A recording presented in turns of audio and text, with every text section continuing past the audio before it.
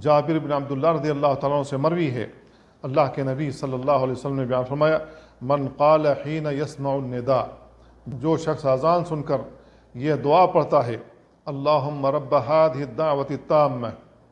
والصلاة القائمة آت محمدا الوسیلة والفضیلة وابعثه مقاما محمودا الذي وعدته،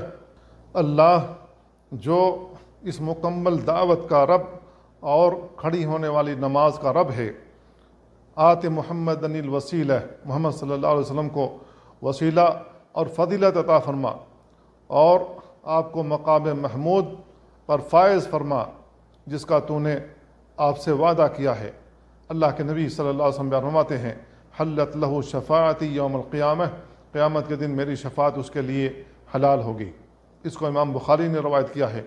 تو میرے بھائیو، اگر ہمیں رسول اللہ صلی اللہ علیہ وسلم کی شفاعت چاہیے تو اذان سننے کے بعد یہ کلمات اپنی زبان سے دہرانے چاہیے۔ اگر ہم نہیں دہراتے ہیں تو اس کا مطلب یہ ہے کہ ہم نہیں چاہتے کہ رسول اللہ صلی اللہ علیہ وسلم کی شفاعت ہمیں حاصل ہو۔